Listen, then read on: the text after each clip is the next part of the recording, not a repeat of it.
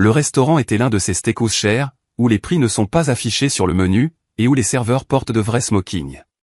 C'est mon frère, Mike, qui l'avait choisi, ce qui aurait dû être mon premier avertissement que quelque chose n'allait pas. Mike ne payait jamais le dîner, et encore moins ne choisissait des endroits où les entrées coûtaient 40 €. Commande tout ce que tu veux, a-t-il dit avec magnanimité, en désignant le menu. Ce soir, c'est pour moi. On fête quelque chose. De l'autre côté de la table, mes parents rayonnaient en le regardant. Ma sœur, Jennifer, avait l'air impressionnée. Même mon oncle Paul, qui n'approuvait jamais rien de ce que les autres faisaient, hochait la tête avec quelque chose qui ressemblait à du respect. On fête quoi, ai-je demandé prudemment.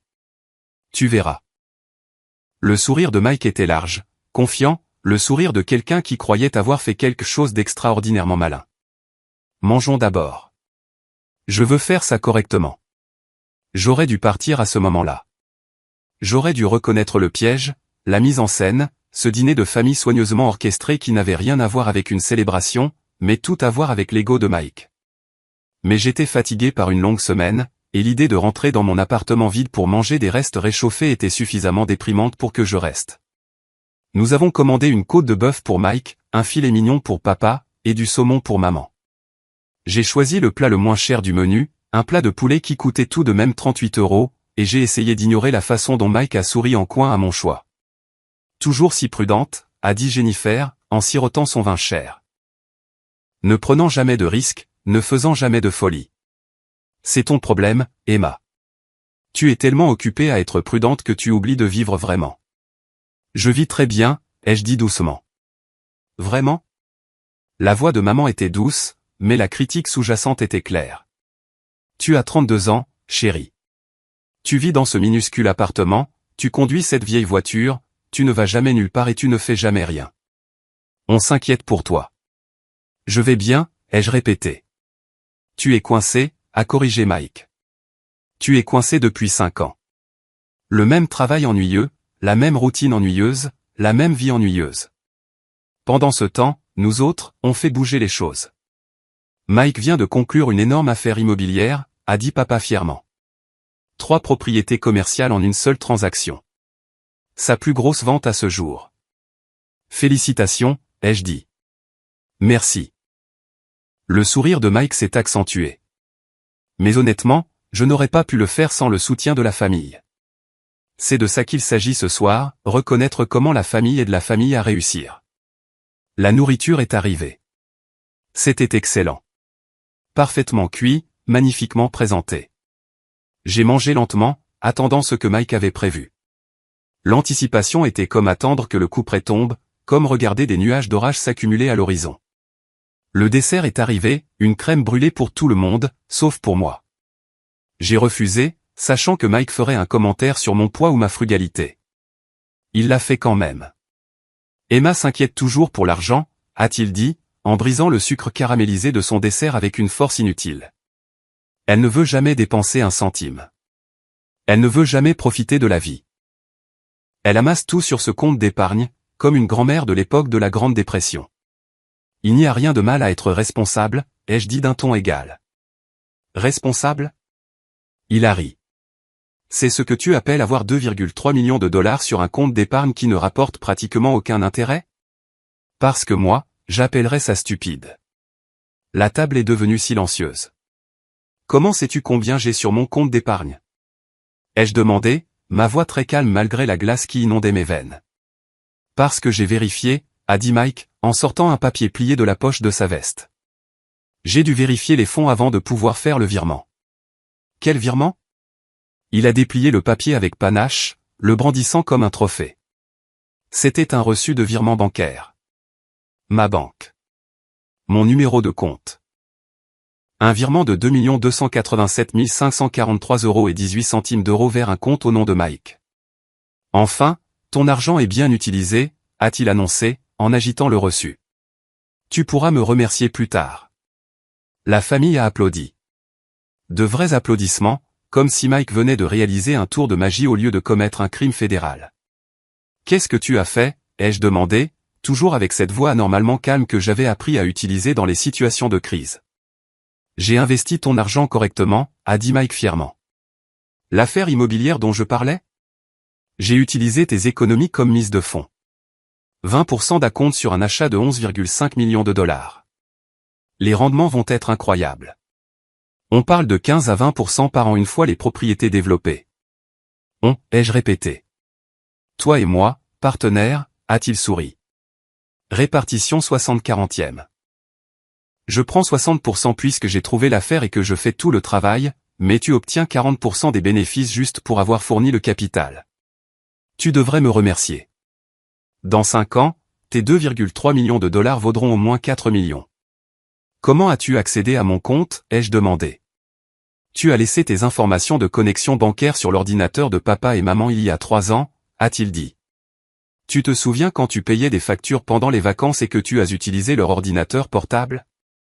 Tu as enregistré le mot de passe.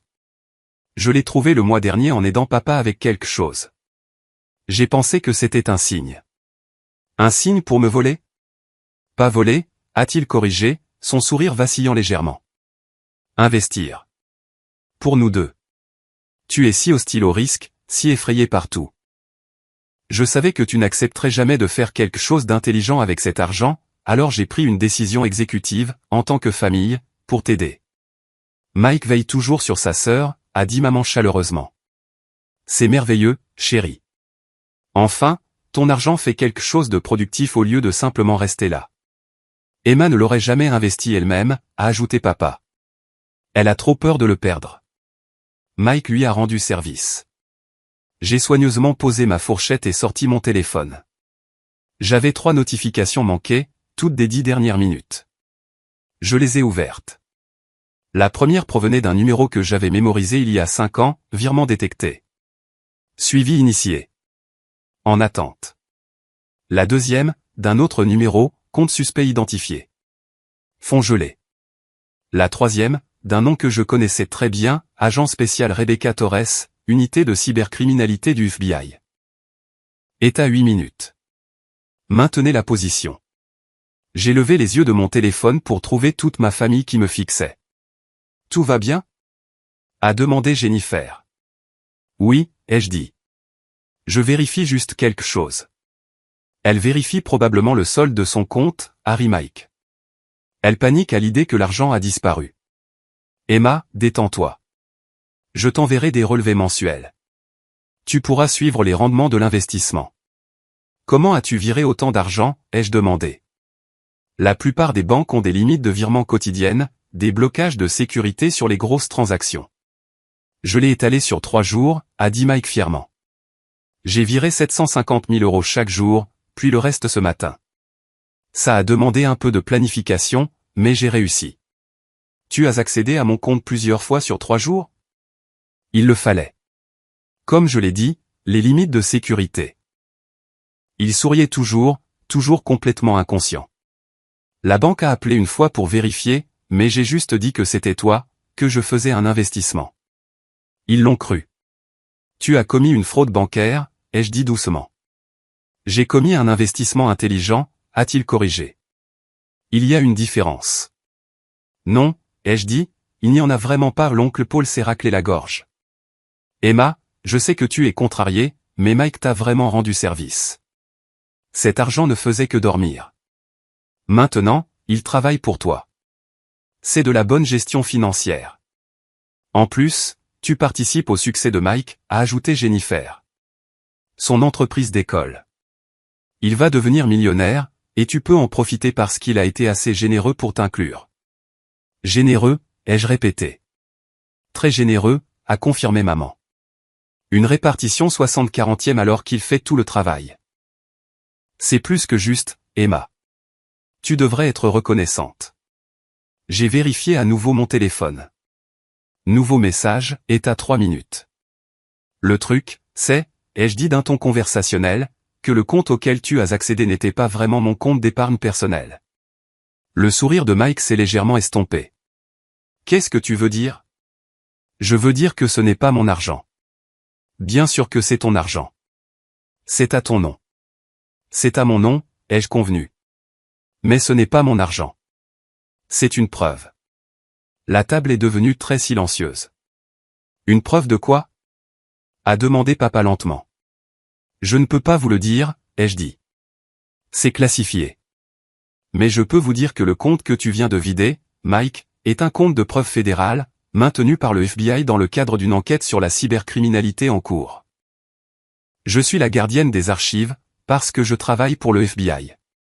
Ces 2,3 millions de dollars sont étiquetés, suivis et surveillés par l'unité de cybercriminalité. Mike était devenu blême. Tu travailles pour le FBI? Je suis analyste principal en criminalistique numérique, ai-je dit. Depuis 5 ans. Le travail ennuyeux et le petit appartement font partie de ma couverture. L'argent sur ce compte est une preuve dans une affaire majeure de cybervol. Il a été volé à plusieurs victimes par une organisation criminelle que nous suivons depuis 3 ans. Nous l'avons récupéré, et il est sur ce compte de preuve en attendant le procès et la restitution aux victimes. Tu ne nous as jamais dit que tu travaillais pour le FBI, a dit maman faiblement. Parce que mon travail est classifié, ai-je dit. J'enquête sur les cybercrimes, le blanchiment d'argent, les réseaux de fraude en ligne. La plupart de mes affaires impliquent des syndicats du crime organisé.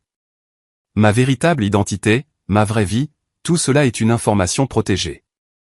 Je ne fais pas de publicité sur ce que je fais, car cela pourrait compromettre des enquêtes actives ou me mettre en danger. Alors cet argent, a laissé échapper Jennifer. Est une preuve fédérale, ai-je confirmé. Étiquetée avec des algorithmes de suivi. Chaque mouvement de ces fonds est surveillé en temps réel par nos systèmes. Au moment où Mike a initié le premier virement il y a 3 jours, des alarmes se sont déclenchées. L'unité de cybercriminalité suit chaque transaction depuis lors, documentant tout, constituant un dossier. Un dossier contre qui, a murmuré Mike. Contre quiconque a volé des preuves fédérales, ai-je dit. Ce qui serait toi. Le visage de Mike était passé de blême à gris. Je ne savais pas. Tu savais que ce n'était pas ton argent, ai-je dit. Tu savais que tu n'avais pas la permission d'accéder à mon compte. Tu savais que tu virais des fonds sans mon autorisation. Ces faits ne changent pas, juste parce que tu ne savais pas que l'argent était une preuve fédérale. Mais je pensais que j'aidais. Tu pensais que tu volais, ai-je corrigé doucement. Tu as trouvé mes informations de connexion et, au lieu de me parler de la faille de sécurité, tu les as utilisées pour accéder à mon compte plusieurs fois sur 3 jours, te virant plus de 2 millions de dollars sans ma connaissance ni mon consentement. C'est du vol, Mike. C'est une fraude bancaire. Et parce qu'il se trouve que l'argent est une preuve fédérale, c'est aussi une obstruction à la justice. Le restaurant était devenu étrangement silencieux autour de nous. J'ai jeté un coup d'œil et j'ai compris pourquoi. 4 personnes en tenue de ville étaient entrées et s'étaient positionnées près de notre table. J'ai reconnu Rebecca Torres immédiatement, ses accréditations du FBI déjà visibles à sa ceinture. C'est eux, m'a-t-elle demandé à voix basse. C'est lui, ai-je dit, en désignant Mike. Michael Torres, mon frère. C'est lui qui a initié les virements. Tu as appelé le FBI, la voix de maman était stridente. Sur ton propre frère? Je ne les ai pas appelés, ai-je dit. Je n'en ai pas eu besoin. Les virements ont déclenché des alertes automatiques. L'unité de cybercriminalité surveille cela depuis la première transaction il y a 3 jours. Rebecca s'est avancée, son badge maintenant à la main. Michael Torres? Mike ne pouvait pas parler. Il a juste hoché la tête. Je suis l'agent spécial Rebecca Torres, de l'unité de cybercriminalité du FBI. Vous êtes en état d'arrestation pour vol de preuves fédérales, fraude bancaire, vol d'identité et obstruction à la justice. Levez-vous, s'il vous plaît. Attendez, a dit papa désespérément, en se levant. Attendez, c'est un malentendu. Il ne savait pas, monsieur, asseyez-vous, a dit fermement un des autres agents. Tout le monde reste assis, sauf monsieur Torres. Mike s'est levé lentement, les jambes tremblantes. Emma, s'il te plaît, dis-leur que c'était une erreur. Dis-leur que je ne voulais pas, tu voulais voler 2,3 millions de dollars, ai-je dit. Tu l'as planifié pendant des jours. Tu l'as exécuté délibérément. La seule erreur a été de penser que tu pouvais t'en tirer. Rebecca l'a menotté efficacement. Vous avez le droit de garder le silence. Tout ce que vous direz pourra et sera utilisé contre vous devant un tribunal. Les autres clients du restaurant regardaient ouvertement maintenant. Notre famille était assise, figée, regardant Mike se faire lire ses droits Miranda au milieu d'un steakhouse cher. Et l'affaire immobilière, a demandé Mike désespérément alors que Rebecca commençait à l'emmener. J'ai versé la compte. C'est en séquestre. L'affaire se conclut la semaine prochaine. Les fonds ont été gelés, a dit Rebecca.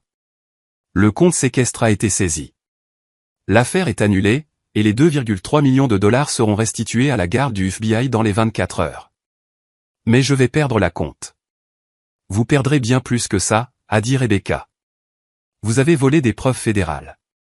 Vous risquez 10 à 20 ans de prison fédérale. Ils l'ont emmené. Le restaurant était complètement silencieux maintenant, tout le monde regardant mon frère être escorté, menotté. Je me suis retourné vers ma famille. Maman pleurait. Papa avait l'air d'avoir vieilli de 10 ans en 10 minutes. Jennifer et l'oncle Paul me fixaient avec horreur. Tu les as laissés l'arrêter, a murmuré maman. Ton propre frère. Il a volé 2,3 millions de dollars de preuves fédérales, ai-je dit. Qu'est-ce que vous pensiez qu'il allait se passer? On pensait que tu arrangerais ça, a crié papa. Tu travailles pour le FBI.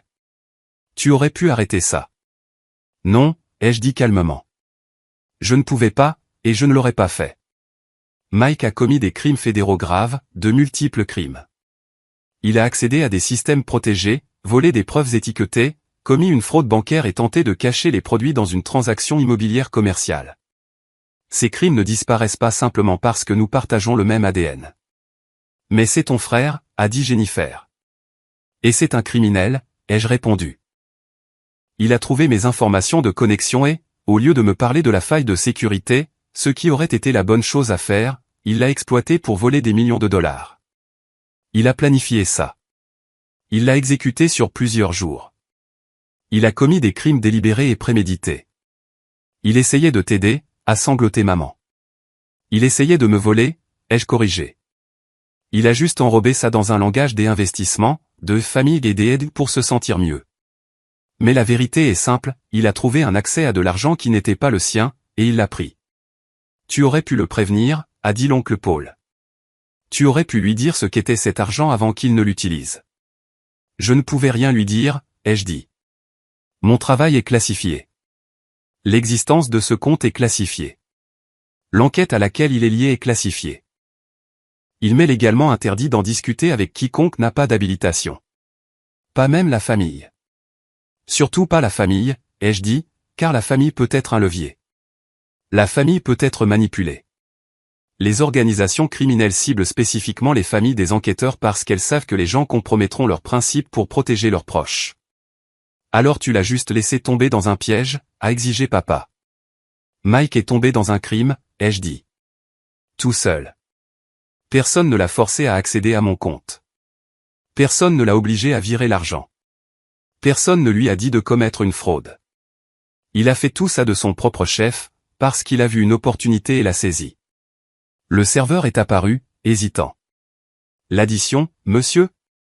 Papa l'a regardé d'un air absent. C'est Mike qui payait. Mike est en garde à vue au FBI, ai-je dit. Je m'en occupe. J'ai sorti ma carte de crédit personnel et je l'ai tendue au serveur. L'addition était de 847,63 €. Je l'ai payé sans sourciller, j'ai laissé un pourboire généreux et je me suis levé. Où vas-tu? A demandé maman. À la maison, ai-je dit. J'ai un long débriefing demain. Je devrais documenter tout ce qui s'est passé ce soir pour le rapport d'enquête. Tu pars comme ça, Jennifer avait l'air stupéfaite.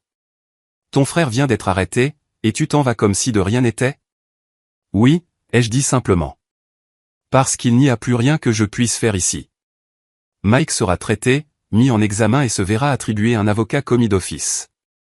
Il se verra probablement refuser la libération sous caution, vu la gravité des charges.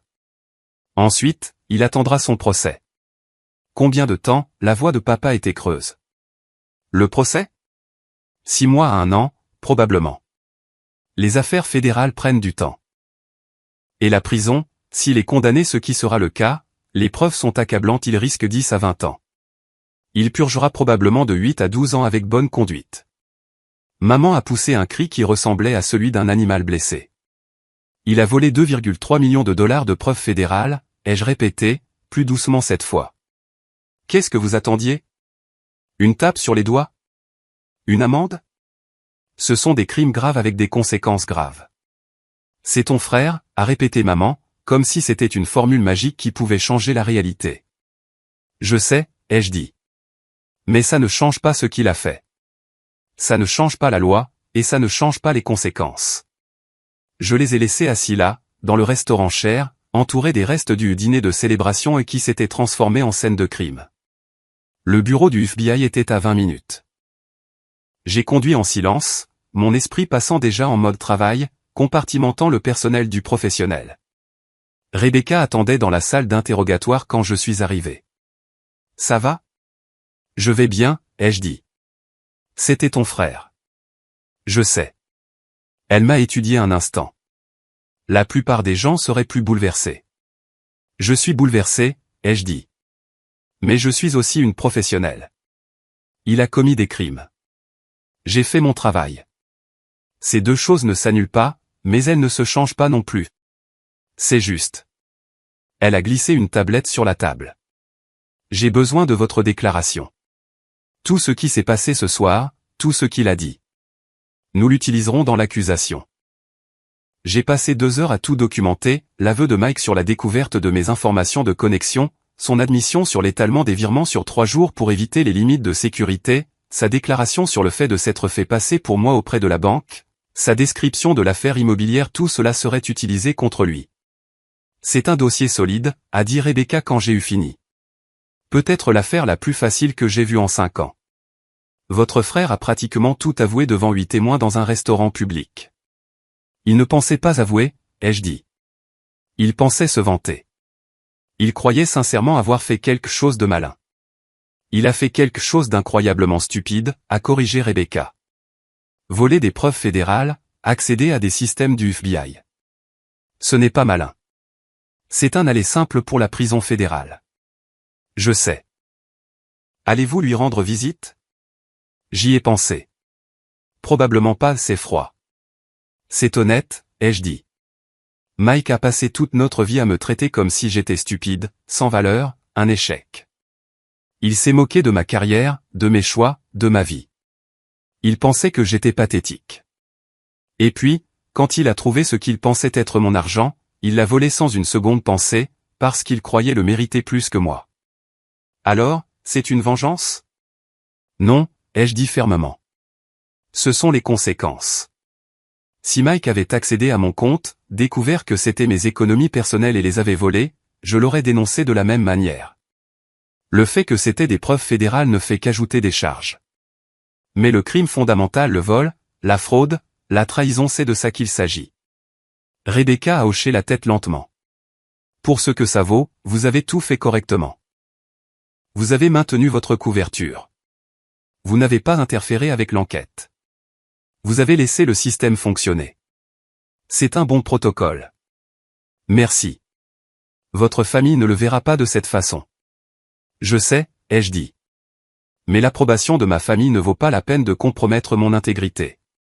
Au cours des semaines suivantes, l'affaire a progressé exactement comme prévu. Mike a été mis en examen, s'est vu refuser la libération sous caution et a été maintenu en détention fédérale. Son avocat a tenté de plaider l'ignorance, il ne savait pas que l'argent était des preuves fédérales, mais cela n'a pas eu d'importance. Les accusations de vol à elles seules étaient suffisantes. Ma famille a essayé de m'appeler 24 heures sur 24, 7 jours sur 7, la première semaine. J'ai bloqué leur numéro après le 15e message vocal me traitant de traître, de monstre, et de diverses injures créatives. Maman a envoyé un email. Comment peux-tu dormir la nuit en sachant que ton frère est en prison à cause de toi? Nous t'avons élevé mieux que ça. Tu as détruit cette famille. Je n'ai pas répondu. L'email de papa était plus court, tu n'es plus notre fille. Ne nous contacte plus. Je ne l'aurais pas fait de toute façon. Celui de Jennifer était le plus intéressant, j'espère que tu es fier de toi. Mike essayait de t'aider, et tu as détruit sa vie. Ces enfants n'ont plus de père maintenant parce que tu te souciais plus des règles que de la famille. Tu es sans cœur. Je l'ai effacé sans répondre. Le procès a eu lieu 8 mois plus tard. J'ai témoigné pendant 3 heures, expliquant au jury exactement ce qui s'était passé. Les preuves étaient accablantes, relevés bancaires, reçus de virements, images de sécurité, appel téléphonique enregistré où Mike s'était fait passer pour moi auprès de responsables de la banque, et, bien sûr, 8 témoins qui avaient été à ce dîner au restaurant. Le jury a délibéré pendant 40 minutes. Coupable sur tous les chefs d'accusation. La sentence a été prononcée 2 semaines plus tard. La juge n'a pas été sympathique. Monsieur Torres, vous n'avez pas seulement volé de l'argent, a-t-elle dit. Vous avez volé des preuves fédérales dans une enquête en cours. Vous avez accédé à des systèmes protégés. Vous avez commis une fraude bancaire, un vol d'identité et une obstruction à la justice. Vous avez fait tout cela délibérément, sur plusieurs jours, avec planification et préméditation. Et vous l'avez fait à votre propre sœur, quelqu'un qui aurait dû pouvoir vous faire confiance. Elle l'a condamné à 15 ans de prison fédérale. Ma famille a envoyé des menaces de mort. Le FBI a enquêté, les a jugés suffisamment crédibles pour justifier une surveillance protectrice, et a ajouté des charges contre l'oncle Paul pour avoir menacé un agent fédéral. J'ai changé de numéro de téléphone, j'ai déménagé dans un nouvel appartement et je suis retourné au travail. 3 ans ont passé. J'ai été promu chef de section adjointe de l'unité de cybercriminalité. Mon salaire est passé à 183 000 €. J'ai acheté une petite maison dans un quartier calme en dehors de Washington. J'ai eu quelques rendez-vous. Je me suis fait des amis parmi des collègues qui comprenaient que parfois, la loyauté familiale doit passer après l'intégrité. Je n'ai jamais rendu visite à Mike en prison. Je n'ai jamais écrit, je n'ai jamais répondu à ses lettres. Mes parents ont pris leur retraite en Arizona et ont dit à tout le monde dans leur nouvelle communauté que j'étais morte dans un accident de voiture. C'était plus facile que d'expliquer qu'ils avaient une fille au FBI qui avait envoyé leur fils en prison. Jennifer s'est mariée et ne m'a pas invité. Je n'y serais pas allé de toute façon. Je menais une vie tranquille et réussie.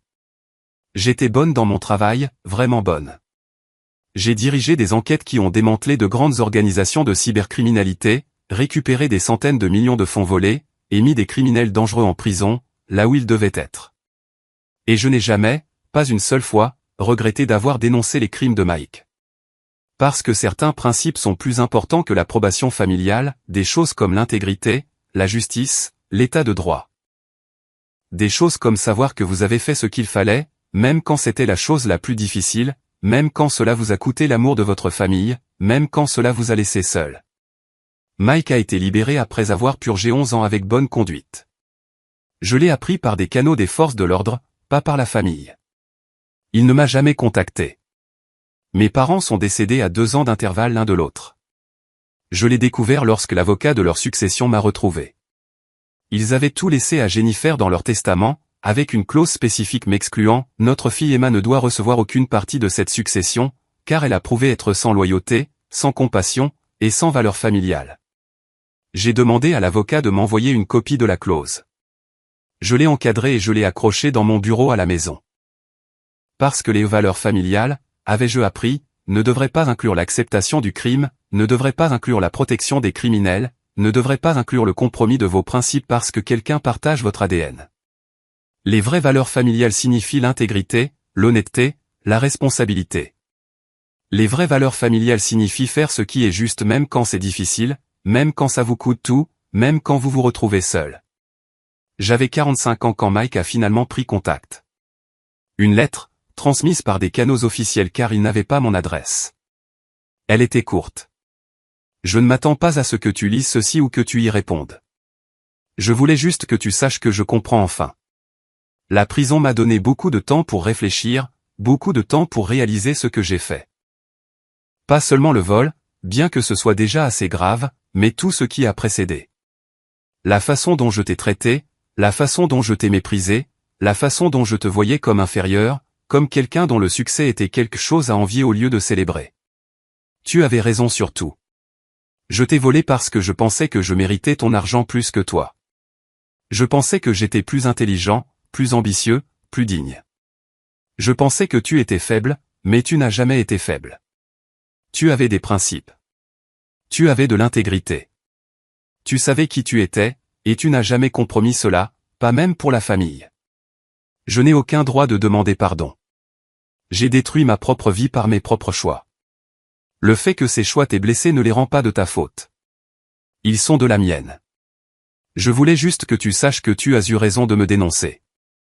Tu as eu raison de témoigner. Tu as eu raison de laisser le système fonctionner. Et je suis désolé pour tout. Mike. J'ai lu la lettre une fois, puis je l'ai classée. Peut-être qu'un jour, je répondrai. Peut-être qu'un jour, nous reconstruirions une sorte de relation. Ou peut-être pas. Quoi qu'il en soit, j'allais bien. J'avais ma carrière, ma maison, mes principes, mon intégrité. J'avais la connaissance d'avoir fait ce qu'il fallait, même quand cela m'avait tout coûté. Et honnêtement, cela valait plus que toute l'approbation familiale ne pourrait jamais valoir.